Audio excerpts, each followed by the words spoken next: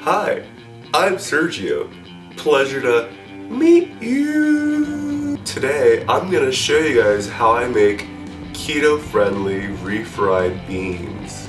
For this recipe, I will be using, you guessed it, black soybeans. Oh my god. Again, these only have one net carb per serving. Each serving is half a cup, and there's about 3.5 servings in this, so that's nothing. Totally keto friendly, won't knock you out of ketosis. Hey, what's not to love, right? This recipe is very easy, very simple, and very inexpensive, and I think that after you see how I make this, you'll probably be making this all the time. So yeah, let me show you the ingredients. 1 can of Eden organic black soybeans, 2 tablespoons of lard, 1 cup of liquid. Normally, I would use 1 cup of the caldo broth from my other video, but I recently ran out, so I'm just gonna use water. But don't worry, it'll still taste amazing. And for my seasonings, I'm gonna be using garlic salt to taste, a hint of cumin, a pinch of oregano, and about a teaspoon of paprika. Alright, so to this small pot I'm going to add my beans with the liquid, don't drain these. And then I'm going to add the water, add some salt, cover it up, and let this cook for about anywhere from at least half an hour to an hour, honestly. You want these to get nice and soft. You want to keep an eye on this. It's going to want to bubble out the sides. Just uncover it and stir it every few minutes until it's ready. Once this starts boiling, it's going to develop some foam at the top. So just try to carefully remove some of that. So after a while, the water will eventually evaporate and it'll get kind of low. So just add a little bit more. About a half cup or so. But keep checking on it. You might have to repeat the process a couple more times. Okay, so this has been boiling for about 45 minutes. And I think that looks pretty ready. The beans feel nice and soft, so I'd say we're ready for the next step.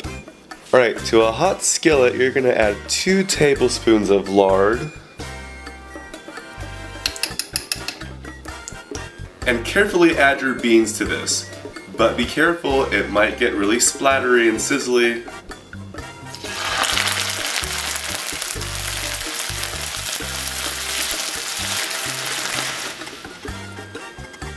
Now take your bean masher device and just mash away. This one I'm using kind of sucks. I thought it looked cool at first, but it really sucks. So use one of those like grid ones or whatever.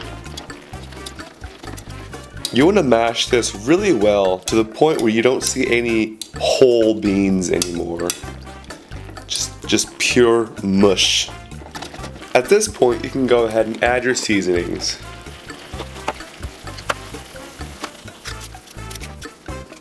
You can also use the bottom of a wooden spoon to kind of just press and mash everything. This technique works really well. Probably even better than that shitty bean press that I have. That thing's a joke. Alright, so I've been standing here for about 10 minutes now just mashing and pressing at these beans, and just look how different the texture looks. It's definitely nice and goopy now. So at this point, it's totally up to you what kind of finished product you want as far as texture and consistency. Some people like their beans really thick and like goopy.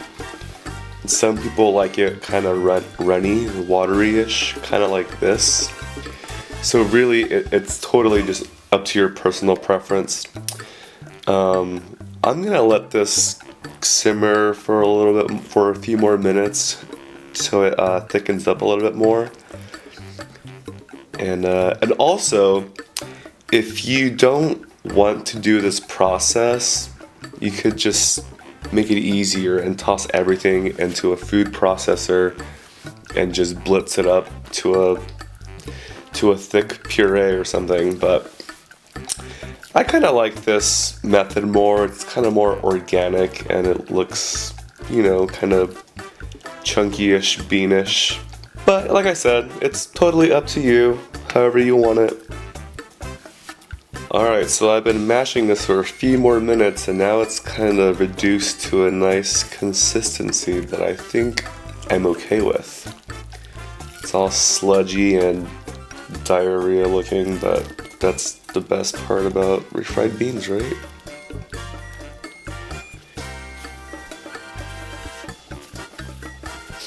Alright, so this next step is totally optional, but yesterday I went to the Mexican meat market and bought some carnitas, and I've got some leftovers here, and I think I'm just gonna shred some of this and add it to it, just for some texture and some flavor.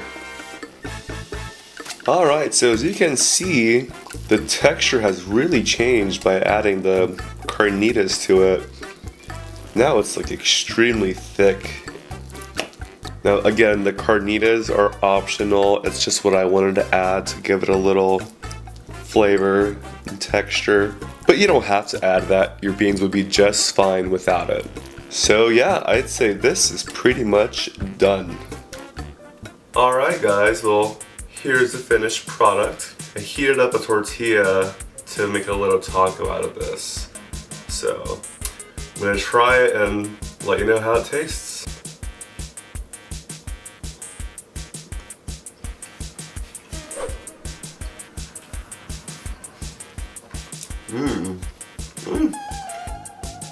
Dude, I'm not even exaggerating. This tastes like the real thing. It's so tasty. Oh my god. It's very beany. It tastes like real beans, oh my god.